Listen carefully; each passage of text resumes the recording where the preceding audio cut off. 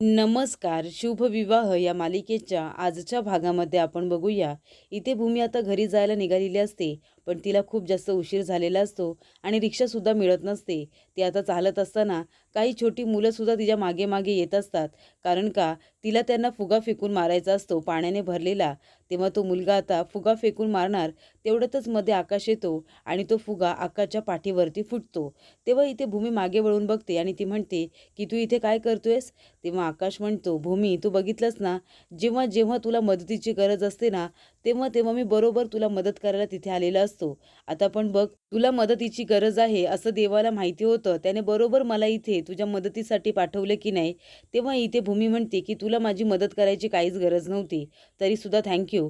तेव्हा इथे आकाशच्या पाठीवरती आता खूप इथे पाण्याने भरलेले फुगे फुटत असतात. तेव्हा इथे भूमीला आकाश पकडतो आणि म्हणतो, "अगं भूमी, तुला लागेल." आणि तो स्वतः सगळे बॉल आपल्या पाठीवरती खात असतो. तेव्हा इथे भूमी आता खूपच जास्त घाबरते आणि ती जोरात त्या मुलांना ओरडते आणि म्हणते, "ए, तुमची हिंमत कशी झाली रे? कशाला पाण्याने भरलेले फुगे आम्हाला फेकून मारताय?" तेव्हा भूमी म्हणते, "या इकडे या, समोर या सगळेजण." आणि तिने आता आपल्या हातामध्ये एक मोठा दगड घेतलेला असतो आणि ती म्हणते, "अजून तुमची धुलीवंदन खेळून झाली नाहीये का? जा बरं तुमच्या आपापल्या घरी जा. आता जर पाण्याने भरलेला फुगा फेकून मारलात ना, तरी काय माहिती आहे ना, हा दगड फेकून मारेन तुम्हाला."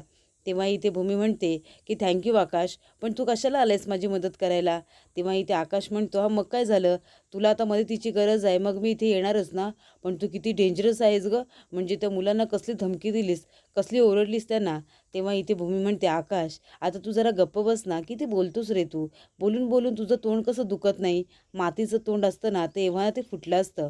तेव्हा आकाश म्हणतो, मला किती लागलं." तेव्हा भूमी म्हणते, "दुखतंय का तुला?" तेव्हा आकाश म्हणतो, "हो ना, खूप जास्त दुखतंय." तेव्हा भूमी म्हणते, "ठीक आहे, चल, मी तुला घरी घेऊन जाते." तेव्हा आकाश म्हणतो, "चालत जायचं आपण? आपली गाडी आहे ना, थांब मी ड्रायव्हरला बोलवतो."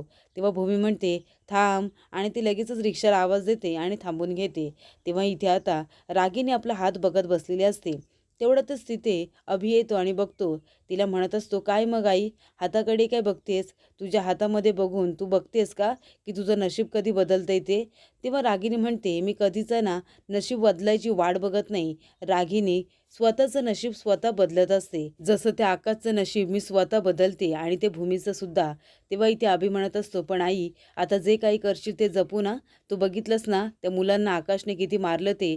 ती मुलं काही बोलली नाही म्हणून, नाहीतर सगळं काही आपल्या अंगाशी आलं असतं." तेव्हा रागिनी म्हणते, "पैसे दिले होते मी त्या मुलांना, चिंचोके दिले नव्हते. ते काय आपलं नाव घेणार होते. मग मी त्यांना चांगलाच धडा शिकवला असता. पण जे काही झालंय ना अभि, ते आपल्या पथ्यावरतीच पडले." तेव्हा अभि म्हणतो, "कसं काय आपल्या पथ्यावरती पडले?" तेव्हा रागिनी म्हणते, "बघ ना, त्या मुलांना मारून आहे ना आकाश हिरोगिरी करत होता भूमीच्या समोर. पण भूमी त्याच्यावरती रागवले. तिला ते अजिबात आवडलेलं नाहीये. आता आपण ह्या संधीचा फायदा उचलायचा. 1 वर्ष नाही, 2 वर्ष नाही, तर 6 वर्ष त्या आकाशला मी माझ्या तालावरती नाचवते आणि यापुढेही नाचवणार.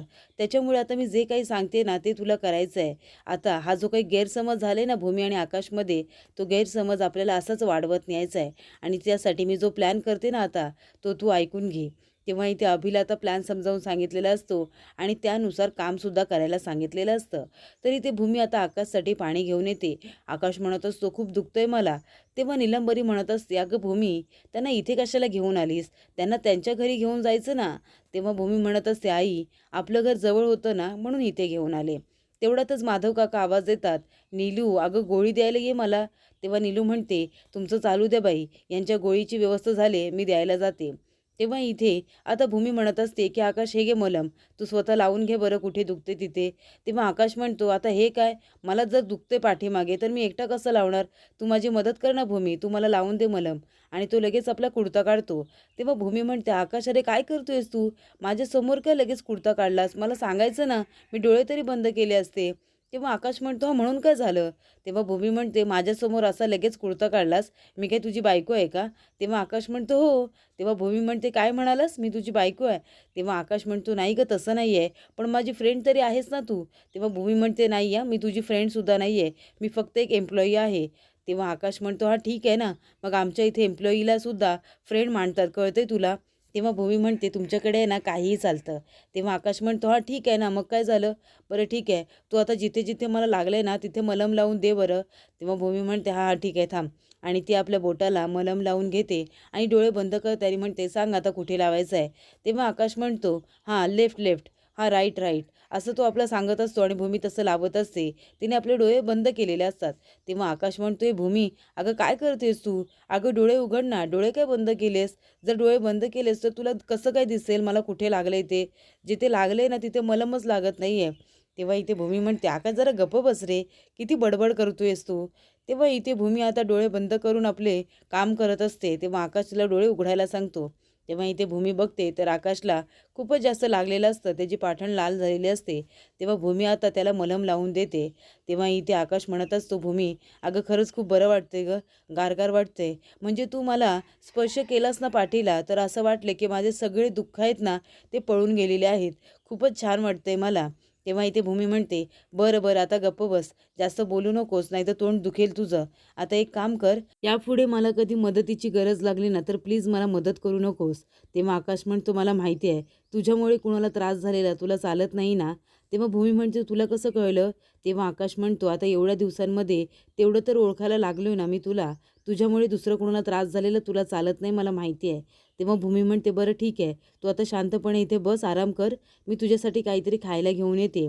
तेव्हा आकाश म्हणतो की माझ्यासाठी चॉकलेट मिल्क घेऊन आलीस तर जास्त बरं होईल.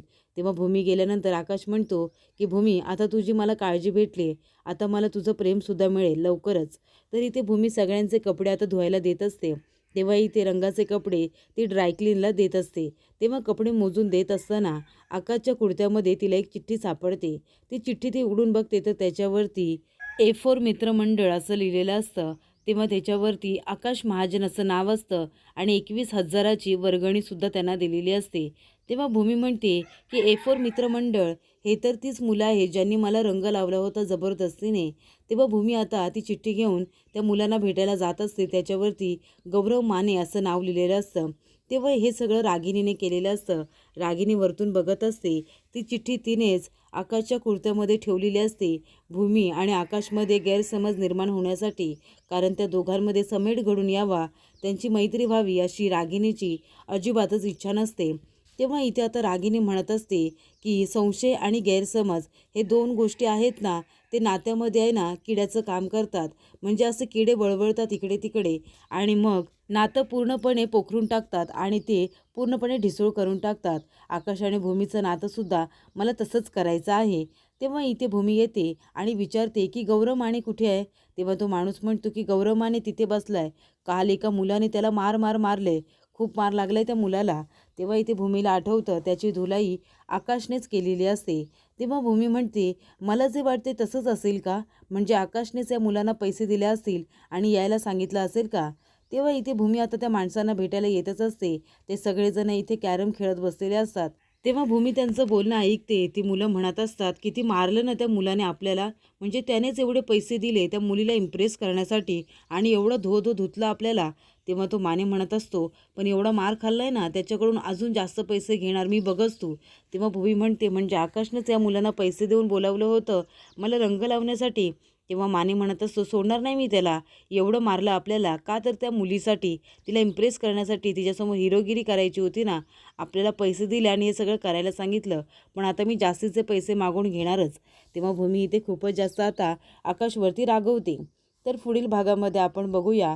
इथे आकाश आता भूमीसाठी फुलं घेऊन आलेला असतो आणि तो म्हणतो की काल मी जे काही चुकीचं वागलो त्यासाठी मी तुला सॉरी म्हणतोय आणि तो तिला फुलं देतो. तेव्हा भूमी म्हणत असते, आकाश अरे किती गोष्टींसाठी तू सॉरी म्हणणार आहेस? तुला लाज नाही वाटत का हे सगळं करताना? तेव्हा आकाश म्हणत असतो, आता मी काय केलंय? तेव्हा भूमी म्हणते, काल त्या मुलांना तूच बोलावलं होतंस ना पैसे देऊन आणि मग तूच त्या मुलांना मारून हिरोसुद्धा बनलास, बरोबर की नाही? तेव्हा इथे आकाशला काहीच माहिती नसतं. भूमीचा पूर्णपणे गैरसमज झालेला असतो.